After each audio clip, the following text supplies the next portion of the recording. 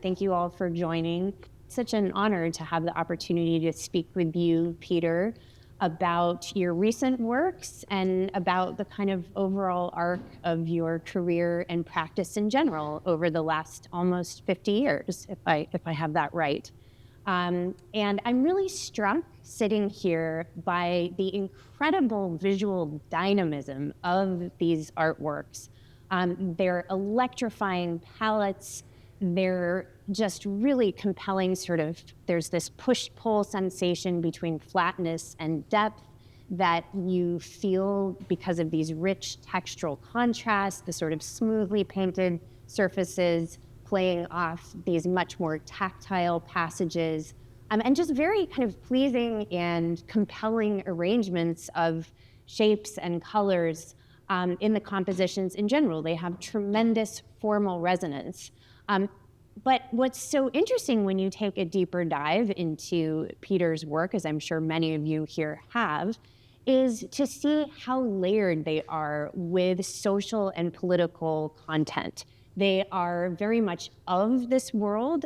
They don't stand apart from it in the tradition of, say, Greenbergian modernism that I know you've really subverted and critiqued throughout your career, this idea of the kind of utopic promise and idealism of geometric abstraction that earlier artists really espoused. That's something that you have kind of forcefully rejected. And I think, going back to the moment where you developed this iconography of geometric abstraction, living in the Lower East Side of Manhattan in the early 1980s, in what you described as a very dystopic, gridded environment, feeling a sense of sort of existential alienation. But also, this is at the cusp of the digital revolution. The MacBook comes out in 1984. It's a time of great contrast societally, the great divergence, wealth gaps increasing. So I thought it would be fitting to start our conversation today with your own words from 1982, your notes on the paintings that you authored at that time. You're also an incredibly articulate and prolific writer. I had hoped to bring the book of essays written by you that I had sitting on my desk at work, but I forgot them. So thank God I have my portable personal computer, the technology that we all sort of have grown so dependent upon. And just another note, in general, to orient those of you who are less familiar with Peter's work, it really addresses and confronts the kind of architectural and social and technological systems of confinement and control that govern our daily lives, that we live with and under. And so with that, I'm going to take us back to 1982 and to Peter's notes on the paintings. There are 7 of these notes that I will share with you. 1, these are paintings of prisons, cells, and walls. 2, here, the idealist square becomes the prison. Geometry is revealed as confinement. 3, the cell is a reminder of the apartment house, the hospital bed, the school desk, the isolated endpoints of industrial structure. 4, the paintings are a critique of idealist modernism. In the, quote, color field is placed a jail. The misty space of Rothko is walled up. 5, underground conduits connect the units. Quote, vital fluids flow in and out. 6, the, quote, stucco texture is a reminiscence of motel ceilings. And 7, the day glow paint is a signifier of, quote, low-budget mysticism. It is the afterglow of radiation. So I wondered if you could talk to us a little bit, Peter, about the time and place of sort of your authoring of these notes and where they're coming from, how they relate to your work then and to the work we see today. Well, the low-budget mysticism and the other quotation in quotes came from Robert Smithson. And the idea of geometry as a confining regulating system certainly had a lot to do with reading the work of Michel Foucault. And around 1980, all these French writers, Foucault, Roland Barthes, Derrida, and others, had been translated into English, and you could find their books in New York. And Foucault was particularly important to me because I had had a very traditional humanist education. It's an undergraduate at Yale. And Foucault's brand of post-structuralism, where he's challenging all these social mechanisms and saying that they're confining and subjecting us to social control, had a big effect on me. And I said to myself, well, this has something to do with geometric abstract painting. I had said to myself, well, why in Western culture does geometric painting suddenly come to the fore after an absence of 400 or 500 years? And I very much linked it to the industrialization of our society during the 20th century. But for at least the first half of the 20th century, people associated that kind of industrialization and modernity with the possibility of a idealized utopian society. But by the time 1980 rolls around, after Vietnam and after the oil crisis and Ronald Reagan, those aspirations seemed increasingly dystopian, and that things weren't going to turn out so well after all. And so for me, this archetypical symbol of modernist geometry, the square, I wanted to rebrand it, so to speak, or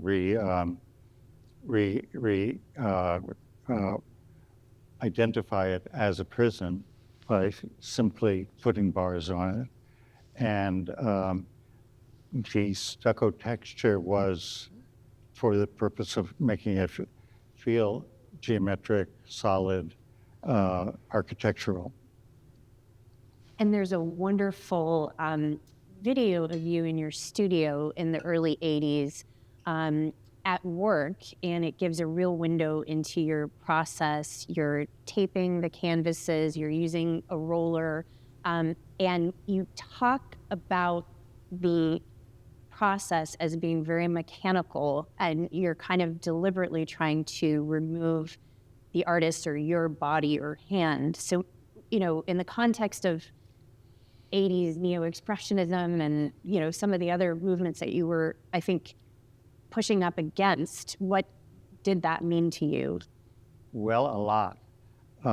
When neo-expressionism rolled around with people like Anselm Kiefer and Julian Schnabel and Francesco Clemente and others, this really bothered me because it was a return to the idea of the artist as virtuoso, as an artist who's separate or even better than the average human being. And it really forced me to think again about minimalism and the conceptual tradition, and the fact that so many of those artists use commonplace materials and easily techniques that were not the result of virtuosity, but were adapting things from the commercial or industrial realm. And that includes, of course, Warhol. And I wanted to reconnect with the idea of the artist as a kind of every man or every woman. Because if you think about it, any of us could, in theory, paint a Warhol or paint an Agnes Martin. It didn't require some unique virtuosity. And that really, really resonated with me as a young artist at that point. I loved the phrase you used in this kind of studio video, that you felt more like you were operating on a patient than acting as an artist in a studio, or you felt more like a contractor. And I know you had worked as a house painter in New Orleans for a spell. So, but then I was also curious because in other interviews, I've heard you say that actually the process does shift over time. And I think you talked about trying to conserve one of your paintings yourself and realizing that actually the technique had changed and you couldn't recreate it as well as a conservator probably could, because there had been, there is still an element of chance or of... subjective decision making. Yeah. Yeah, I don't think any artist can really conserve their own work after 5 or 10 years. I don't know if you agree. Well, I don't have any of my own art to conserve, but it's so interesting to think about that tension between a kind of predetermined mechanical approach or process, and then the idea that you're letting chance come in, and you've said that you have embraced sort of accidents or unexpected, unforeseen aspects of the process. Well, I think that has more to do with my creative process. I mean, some of the major changes in my work have taken place because people asked me to do a particular project, and that's led to new ideas. And maybe you could talk to us a little bit about your decision-making process around your use of color and arrangements of forms. I know you had a very formative color theory course at Yale that was that Albers essentially had established the foundations for, and his kind of game-like approach to color, something that I think you've talked about as an inspiration. Well, I don't think he had a game-like approach to color, but he did codify how color works in terms of complements and warm, cool, light, dark, and all kinds of rules that one can follow to guide one's way as a colorist. And to a large extent, these paintings are based on a certain proposition about color.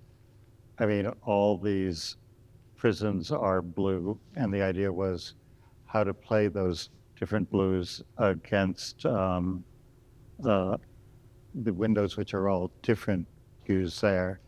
And here I simply wanted to make a painting that went from green to orange with yellow, well, to pink, green, yellow, green, orange, pink. And here, on the other hand, it's about different hues. For me, making a painting with a relatively limited sense of hues is then going on to make one multicolored painting is my idea of excitement.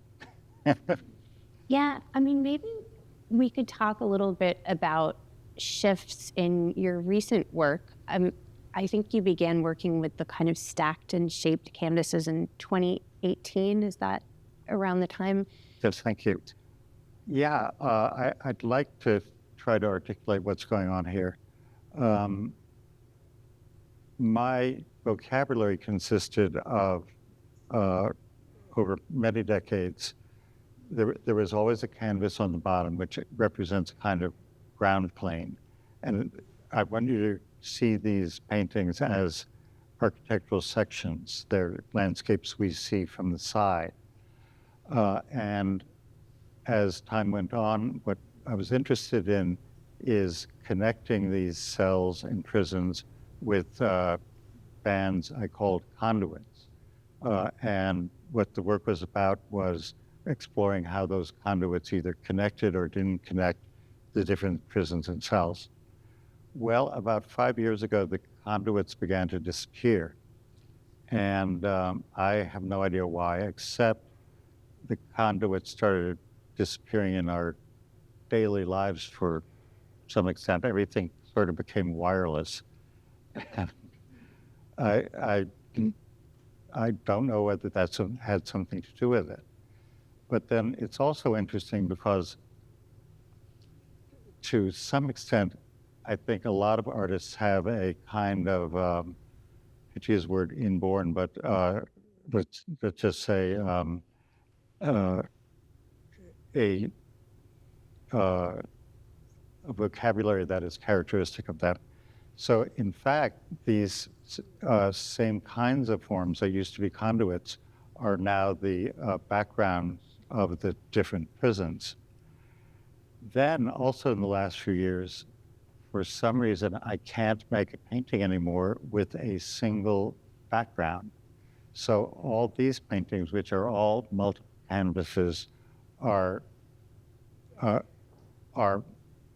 woven together so that one appears to go behind the other. And but if you're looking at the yellow one, 3 different spaces. And then the other thing that happened was, with the exception of that one and maybe one other, there's only one prison on the ground. Here, that purple prison, to my mind, is like the strongman at a circus holding up all these other forms.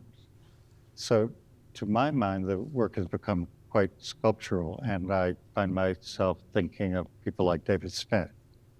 There, the prison isn't on the ground, it's levitated. And in my imaginary landscape, the idea that this whole, let's call it architectural ensemble, has sort of been lifted off the ground is intriguing to me. And then I was very complimented that you mentioned the push-pull. Hans Hofmann's idea of push-pull has for a long time been important to me. And the paintings are ostensibly so flat, but with the color and now the interweaving spaces, I want them to have that feeling of spatial dynamism. And you're still using Roll-a-Tex, I imagine. So the stucco-like texture, which really projects into space. I mean, there's layers of projection in the compositions. The prison bars project further than the flat surface behind. So really they are sculptural in that sense. And I was curious because I know from the outset there has been this real idea of duality in your work, kind of, and please correct me if I'm wrong, but my sense is that the prison bars, the prisons are associated with a kind of pessimistic worldview, whereas the cells, the pure rectangles or squares are more optimistic or perhaps liberated. And maybe that's too reductive. Partially that's true. They're also more hermetic. There's spaces you don't know how you would enter them, whereas a prison is still a window. Interesting. And for whatever reason, I still use both of those icons.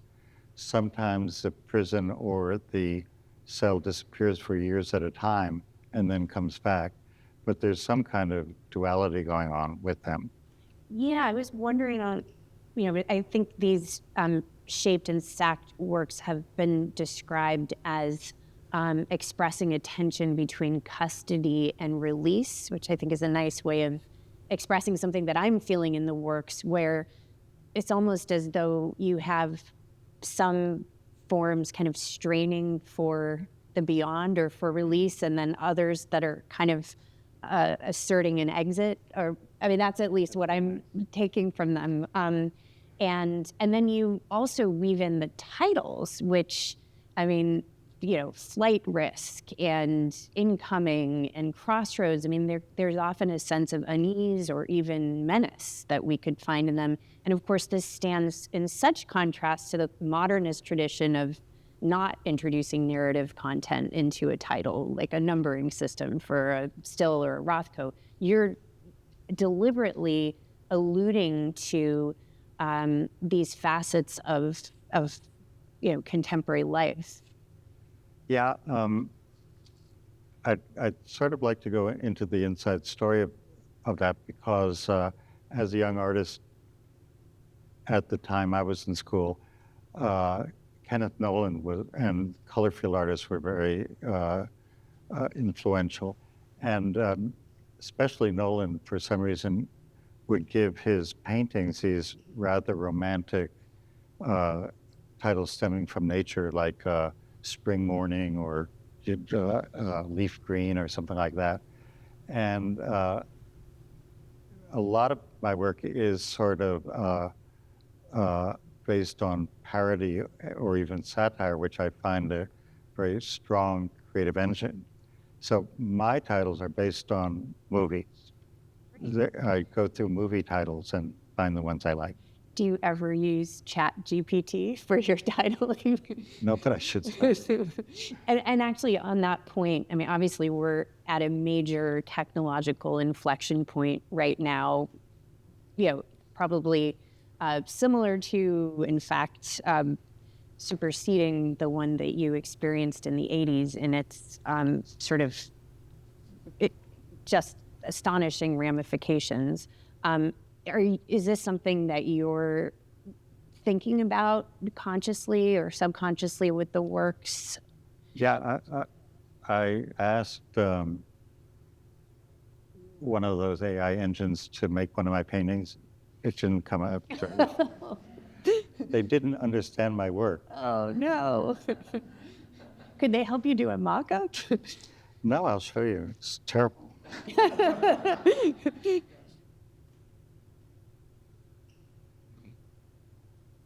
Oh, wow. That's horrible. It's really bad. Well, in all seriousness, I don't know whether artificial intelligence is actually intelligent, but I don't think being an artist has anything to do with intelligence. And sometimes being an artist has to do with embracing something that's dumb or irrational or obsessive or not obeying rules of intelligent decision making. And so I think what artists do is different than artificial intelligence. Artist is what I think. It's just different. Oh, absolutely. The one I sort of have this is a kind of pet issue of mine that as a young artist growing up with conceptualism and minimalism and performance art, I felt that a lot of interesting art was based on the idea of a thought experiment. And I'd like using the example of Dan Flavin, who made work with fluorescent light bulbs. That's a really stupid idea. I mean, he says to himself one day, I'm going to make sculpture out of fluorescent light bulbs. And he kept at it for 20 or 30 years. It's also a thought experiment. What will happen if I do this? And in my case, with the prisons and cells and conduits, that also, in a way, started as a thought experiment. What will happen if I pursue this sort of absurdist iconography? Yeah, that's great. I think sometimes the results of AI searches do feel quite absurd and surreal, but not in the way that they're intended to be. So, yeah, but I think I was also just alluding more to the way that these technologies are transforming our lived experience. And obviously, you've been so interested throughout your career with how our lives are shaped and in many ways kind of dictated by these technologies, both visible and invisible. And I think now we're shifting into the less, we have been into the less visible realm. But this notion, also coming out of the post-structuralist that you mentioned earlier of systems of control, of how, now I hate to admit I do track my steps, and people wear these things at night to track their sleep. I mean, are we ever free from these technologies? It feels that we're moving into an epoch where there's just less and less of the sense of the unruly and the organic and the human. So I just wondered if you would comment on that and how it may or may not be inflecting your practice. Well, it's becoming very intense. It definitely started before the advent of the digital age. If you think about the 50s and 60s, when people started watching television at home and living in suburbs and driving automobiles everywhere, that really set the stage for the disappearance of the heterogeneous modern city where one meets people from different backgrounds and different ways of life on a kind of random basis. And by the time you get to the personal computer and then the phone, that just becomes more and more optimized. And optimization is such an apt word to describe, and the consistent through line that we've always been chasing that's always been the gold standard for technological progress, obviously in quotes. What is that human urge to approximate a machine or to suppress our less our quirks and the other way to look at it that I've tried to explore is Michel Foucault also talked about I think he called it the classic age, by which he meant the 17th century, where rationalism emerges as human truth. And he contrasted that with an earlier time in other cultures where imagery or stories were seen as truth.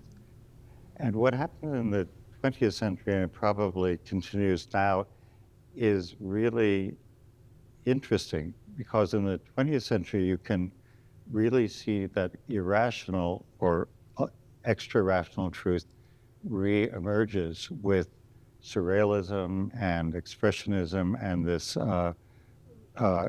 readmission of extra-logical human belief or thought processes. Then at the same time, you have the rationalized computer emerging, which is all X's and O's and is entirely, an optimized Cartesian universe. And so now what happens is, or what happened in recent decades, is you have these Cartesian machines creating fantasy or creating stories or creating virtual imagery, like in some wonderful science fiction film or animation. So there's a real tension, I think, between this rational technology and and a society that we're living, which is more and more based on symbolic truths, or stories, or godlike figures like movie stars or billionaires, etc. Does that get into the kind of hyper reality that you've talked about and been interested? I mean, I'm thinking of the ways in which we live in these simulated realities. I mean, when you're watching influencers on Instagram or a reality TV show, or trying to discern fake news from truth. I mean, it seems like it is really getting to the Baudrillardian, if that is a word, concept of, the simulacra and the sort of impossibility of identifying a base truth or a base reality. Well, it depends on the definition of truth. Yeah. I mean, if it is a logical, rational one, or is it what you believe or what you are invested in, such as in religion or mythology or movie stars or reality TV stardom. The person who tried to get to the bottom of this many years ago was Guy Debord, The Society of the Spectacle, who basically said our lives are so regulated and controlled that we invest in Hollywood stardom or these sort of modern day equivalent of Greek and Roman deities as a way to bring meaning to our existence. It's probably no accident that Gladiator is one of the top box office hits at the moment. So kind of getting back to your work, I wanted to ask you about the relationship that you perceive between your artwork and the viewer. I know, you've written and thought a lot about minimalism, where there's, a lot of emphasis on this idea of a relationship between viewer and object. And, in many ways, your work is kind of pushing up against or a critique of minimalism. But you've also spoken about how you want your work to just kind of immediately, be immediately digestible or accessible to the viewer, to kind of grab someone immediately, which I very much think that it does. But maybe you could talk a little bit about that also in the context of post-structuralism and this idea of the multiplicity of meanings that you can derive from a text or an artwork, and this notion of subjectivity. Yeah. When I was a younger artist, my work was criticized for not being very textual or open to definition, because I myself described it with such a specific narrative. I do think a lot of that narrative has faded away, and that the meaning has become more open again. One thing that nobody ever mentions or asks me about, it's a good opportunity for me to jump in, is despite everything, my visual vocabulary is almost radically modernist. There's no overlap. There's, just vestiges of illusionistic space. Form is made by building up the paint, not by chiaroscuro or anything like that. There are no traditional artistic techniques. Fluorescent paint is not a traditional artistic medium.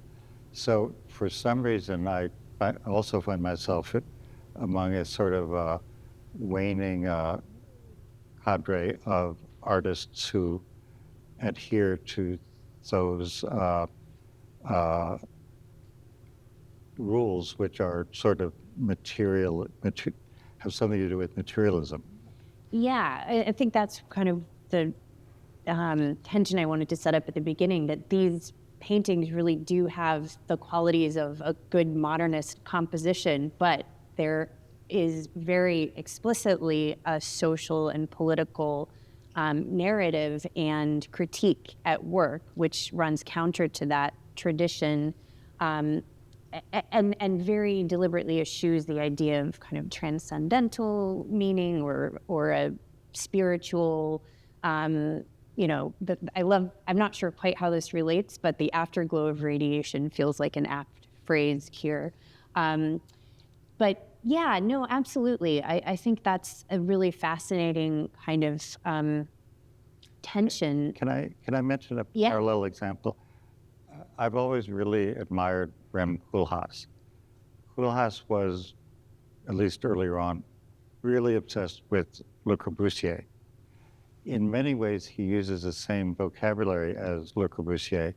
His buildings are, in a sense, modernist, but he distorts that vocabulary in a kind of parodic or questioning way to create a whole other kind of architecture. Set of meanings. Yeah, that's really a great analogy. And I was also thinking, of course, your work is very strongly associated with postmodernism and a postmodern sensibility. But I think you mentioned at one point that one reviewer noted that the paintings actually could be seen in the light of the modernist tradition because they glow, because they have that sort of luminosity, and they really do glow, but it's the light of technology, it's the light of screens, and so in that sense, is it a subversion of the sublime light of the Rothko, for example? Yes, it skirts with that. 20 years ago, people were using the phrase the technological sublime. We didn't mention that practically all the paint used in these paintings is fluorescent or day-glow paint, which is made in a factory. I began using it because of its anti-naturalist properties, but not too many artists use exclusively day-glow pigment, and working with and trying to exploit the nuances of this sort of neon universe has been important to me. Yeah, and I love too, at one point you said that the history of painting is inextricably linked to the history of pigments, the development of pigments. So there's a way in which the work is very much in lockstep with the times, with the technologies of the times in that regard. And I unfortunately don't know too much about the timeline of Dayglow's, life and history of its development, but it seems as though when you were starting out in the 80s, it was a very new material to be working with as an artist. Well, not entirely, because here we are in San Francisco. It was very popular with psychedelic rock fans. Yeah, of course. And Yeah. it was also being used commercially with Tide detergent, I think as early as the 70s. Yeah. So I really grew up with day-glow paint. Well, yeah, it was interesting. You talked about being interested in psychedelic culture and psychedelia when you were, I think, a student at Andover. And that's a moment where you go, it's sort of the end of the 60s where there starts to be a maybe more dystopic kind of relationship to culture and politics. But it's interesting that maybe, I don't know if you were interested in rock posters so that was maybe an inspiration early on. Sure, they looked very relevant at that time. And the things they were doing with color were terrific. And just thinking about Andover seems like a great segue to talking a little bit about some other inspirations like Stella, who is, an alum of the school. And I don't know if you were aware of his work when you were at the school. Yeah. Was it more just via your interest in what was happening in New York, or was he at all involved? No, but I think in 1971, he had his first retrospective at MoMA. And I had always been interested in abstraction as opposed to representational painting, and abstraction involving forms rather than say, brush marks. And so here I was, 17 years old or so, and this guy who had gone to the same school was having a retrospective at the Museum of Modern Art. So it sort of said to me, well, maybe you could do that too. Oh, that's wonderful. And of course, Andre went there as well, Carl Andre. Mm-hmm. And then you've written about Stella among other artists, but have characterized him as postmodern, which is such an interesting way to think about him and his work.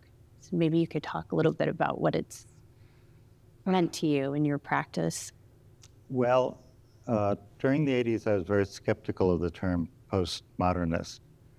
But about 10 years ago, the Victoria and Albert Museum did a show called Postmodernism. And it included new wave music and architects like Venturi or Koolhaas or Philippe Stark and others, and independent movies that from the 70s or 80s, and people like Ettore Sottsass and the Memphis movement. And I did have to come to terms with, at that point, in the late 70s or beginning of the 80s, there really was a kind of global reaction against the truisms of, or the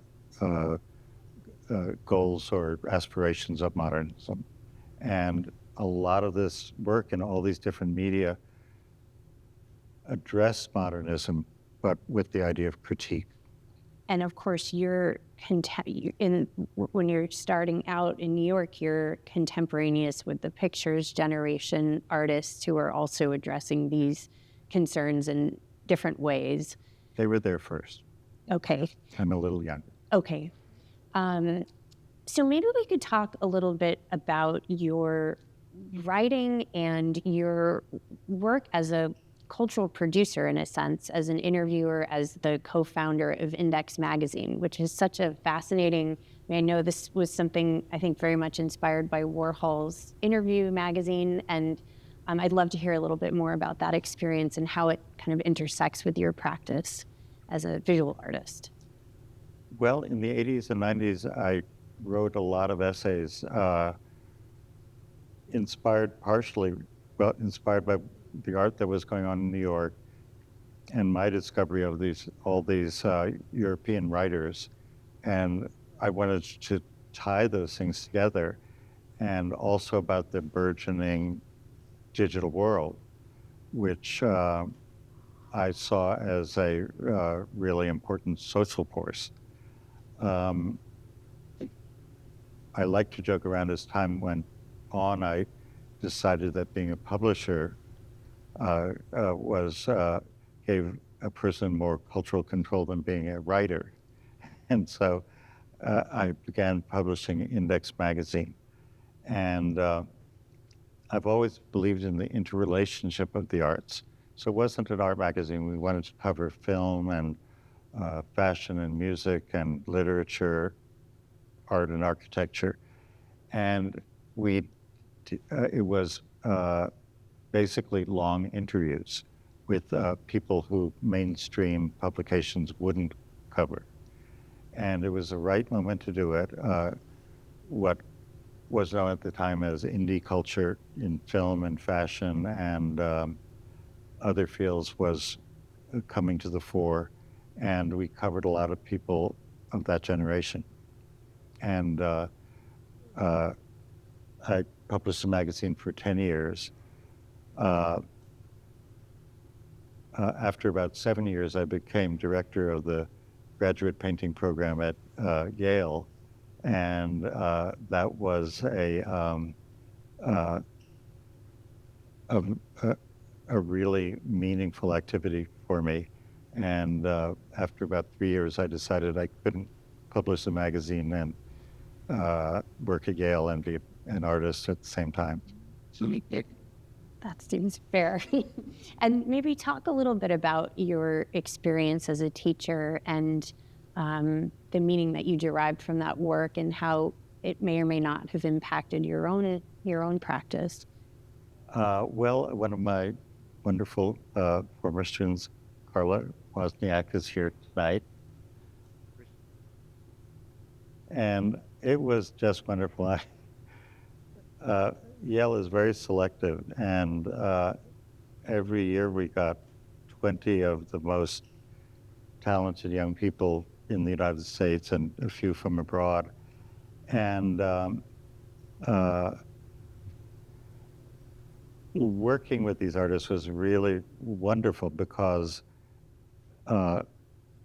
it was at a point when they're developing, formalizing, coalescing the vocabulary that would become the basis of their life work.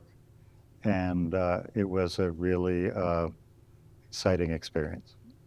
It's wonderful. Are there any particular directions that you see art heading in today that you find to be especially exciting, or I should just say no. okay. Where, maybe I could ask, you've talked about this work moving much more forcefully. Let me answer that seriously. Yeah. At least around New York, we're in real trouble these days because people are doing these paintings that look like illustration, and they're so sentimental and so unadventurous. And it's just, in AA, they talk about people hitting rock bottom. So it's sort of like the work I see in New York is like hitting rock bottom. I don't see how it could get worse. You talked about the sculptural thrust of these works, and that it sounds like you're quite excited by that sort of direction. And I wondered if you could foresee sort of bringing the works even more forcefully into three-dimensional space, or if you will continue to play with those ideas on a more two-dimensional plane. Well, I don't think in terms of 3 dimensions or volume or, I think those things are very characteristic of an individual artist. But what I do, I consider low relief. And in fact, before the color goes on, these paintings are built up. And then, so technically, they're actually painted reliefs. I'll diverge just a little bit in answering your question. The other thing that, as we've discussed, is important to me is the textural aspect of the paintings. And, I grew up in an era in which the dialogue was about painting being dead. Well, it clearly didn't die, and I found myself asking why that is. And I think the unique thing about paintings, as opposed to photographs or any kind of photomechanical art, is a painting is both an image and a tactile experience at the same time. And it's my idea that the combination of those two things, which you could almost imagine lighting up different areas of the brain, is what makes paintings so interesting. And the example I love to use, if we think about a painting by Van Gogh, the first thing you think about is the brushstrokes, not necessarily the feel. That sort of resonates in the mind. And whether it's a de Kooning or a Van Gogh or even something very flat like an Agnes Martin, it's all about the tactile quality. But still with that sense of impersonality, unlike a Van Gogh or an abstract expressionist canvas, you're not finding the artist's soul and personality and hand literally kind of invested in the brushstrokes. No, I think that was a very special moment when that came to the fore in culture. And do you feel that the sort of cultural moment that we're living in now will lead you to even sort of more impersonal means, or do you see your process shifting? I'm wondering, sort of at this particular juncture, or you might not know. It may be something that kind of grabs you. No, the direction of my work is very intuitive. Yeah. And I never know what will happen next. And I know that in the past you've looked to diagrams and sort of flow charts and even sociology charts and text, I think, for inspiration. Are there, and those I think were at the time more sort of printable and kind of hard copy things. Like what do you look to today for these kinds of new directions or inspirations? I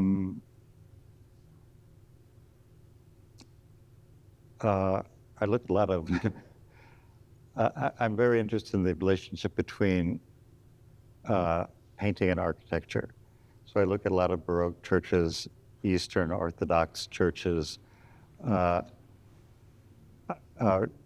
We can't present it tonight, but in the last 20 years, I've done a lot of installations where I use digital prints to transform the nature of the space.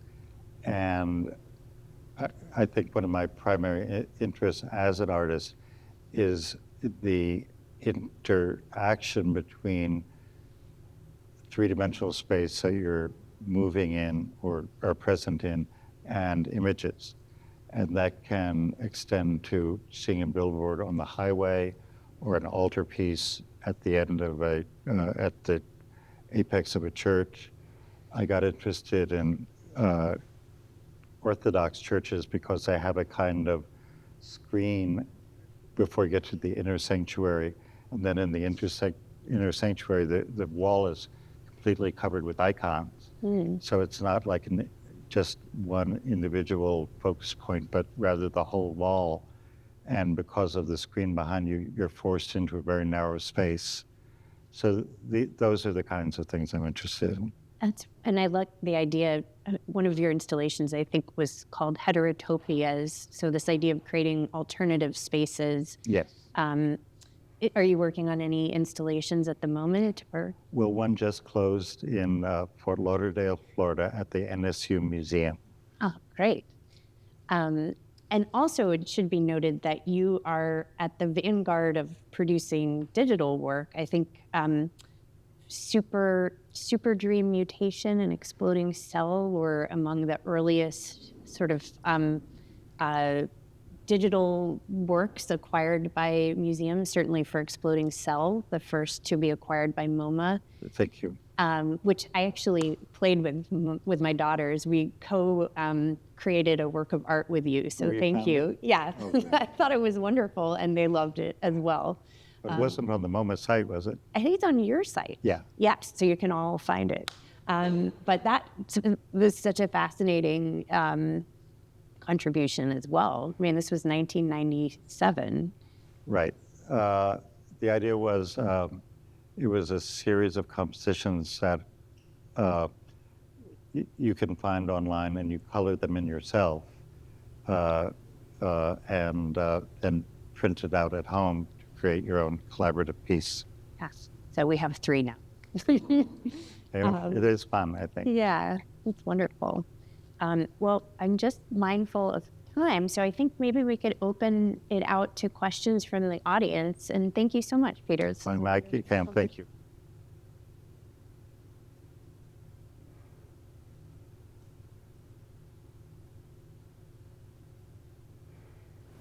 If you had one building to do an installation and one piece of architecture, what would you choose? One fantasy piece. Very good question.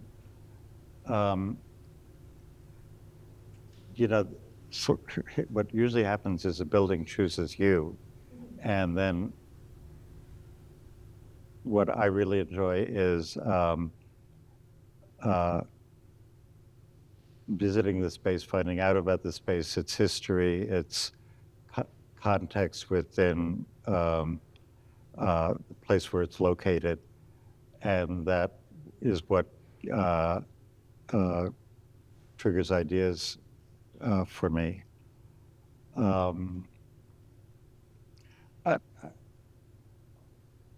As museum spaces, these aren't so great, but the Wexner Center in Columbus, Ohio is very interesting. And in Frankfurt, there's a museum by Hans Hollein where the space is just so crazy and complex that it certainly would be interesting to try to figure that out. Please. Tell us about the installation that you said you just have completed. Well, it's hard to describe it, but the space was very long and seemed awkward to me. So I cut it in half and built a wall down the middle, creating two squarish spaces. And to make a long story short, I basically created two mirror installations. And I liked the idea of these two mirrored spaces, and the doors were at opposite ends, that you would go in one and then go around the other side and experience a kind of double of the first experience. The photos are all online on my website, so they're easy to find. What do you think of the new generation minimal abstract artists? Do you find them entertaining, or do you have a favorite, or you must stay hip to it? Well, there are a lot of artists I like. Do you think we understand it? Like, do we think the new minimal abstract artists understand minimal abstraction? I imagine.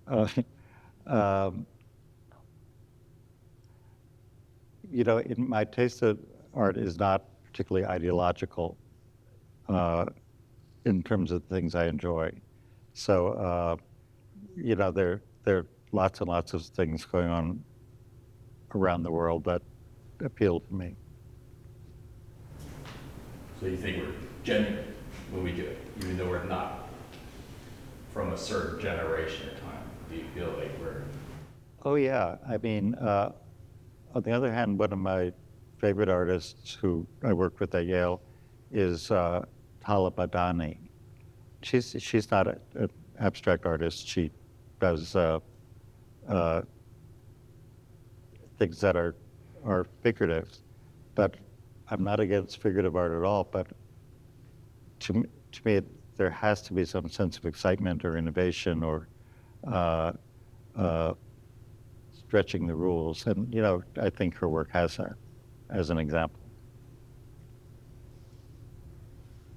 Do you use assistants? Oh, yes, these are very labor intensive. Well, I can tell. So what would they be doing? You supervise it? Well, the techniques are very cut and dry. So to build up the bars, it's 50 coats of paint mixed with a modeling paste, and every 5 coats you have to retape. So they do that. And the Roll-a-Tex is 5 coats, and I always do that because first of all, I want to touch the paintings and be involved with them, but also in a sense, if I do it, it's in a kind of funny way, it's still my signature texture. The Roll-a-Tex also started as a parody of New York painterly painting, because when I first arrived in New York around 1980, it seemed like every important abstract artist had their own texture. I remember one very respected artist, Ralph Humphrey. He would build them up with a palette knife till they were like that thick, and so that was his texture. And I thought it would be so much easier just to roll it on. Yes, please.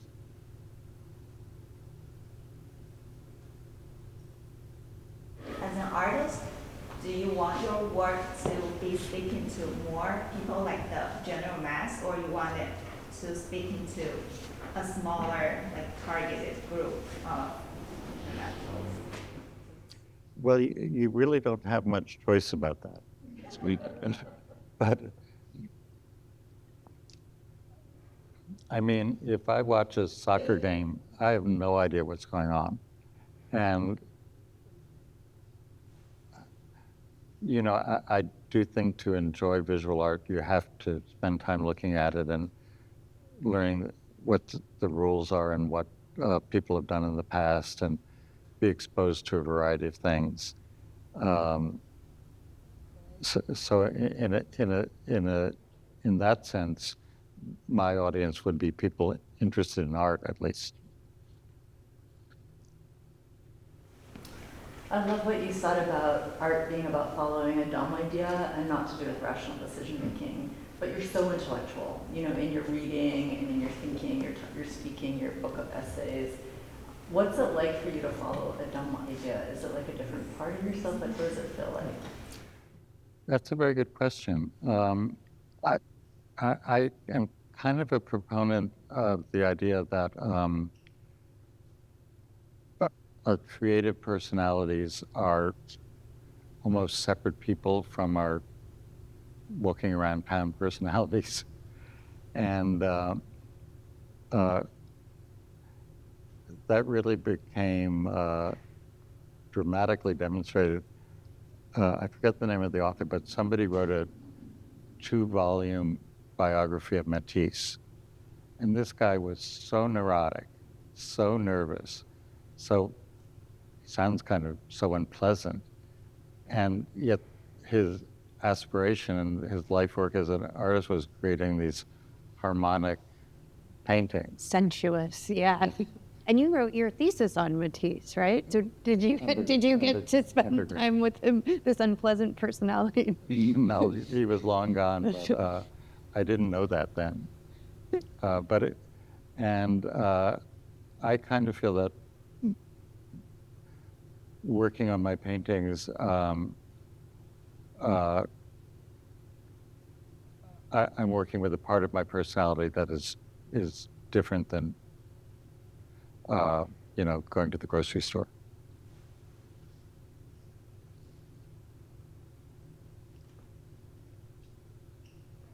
I had a question when you mentioned the Orthodox churches. I know like one of the main visual experiences in there is the candlelight reflecting off of the gold leaf. And it made me wonder if there's a reason why you are dedicated to matte surfaces and if you've explored something with sheen or other things, or if it has to do with them having a sort of atheism or being sort of not having reflectivity to the outside world. No, in the 90s, I worked almost entirely with pearlescent paint. And in my installations, I've actually worked with colored lights and flashing lights and metallic digital prints made on metallic surfaces. So I'm actually very attracted to those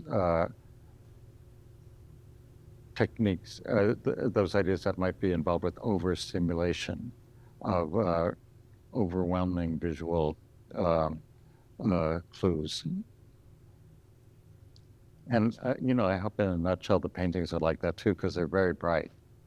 There's a reflective surface in the wonderful work on paper over here, a gold border. Yeah, gold leaf. And a lovely kind of glittery surface as well. Wonderful. I'm very proud of that print. From a technical point of view, it's 3 layers of die-cut paper and digital printing and silkscreen printing and also metallic leaves. Beautiful. Thank you. The printer quit after making it. That's how you know you made a good print. I think we have time for 2 more questions. Yeah. I'm curious, these are wonderful, by the way, they're just endlessly enjoyable. So I'm curious if you have is there any part of your visual practice that is the opposite of the you and you here now? I think of like Myron Stout. He used to, if you remember him, the art painter, he worked 14 years on a single shape on a canvas about yay big, but he went out into the dunes and he drew the brush and, the shorelines and stuff. And so, it's hard to find the person and, the same person in both of those. But do you have something that you do that lets you get away from you, in a sense? Does that make sense? If you don't want to answer that, that's completely fine. Well, the vocabulary of the paintings is very restrictive, but in my printmaking and digital prints, I mostly work with the motif of an explosion, and they're almost all curvilinear. And it really is another part of my sensibility, and I kind of contrast it with the classicist and romantic. And I became interested in explosions early on in my career, and for whatever reason, they ended up in my graphic work, and the paintings stayed more architectural. One more question. I can't thank you all enough for being here and for your generosity. Thank you.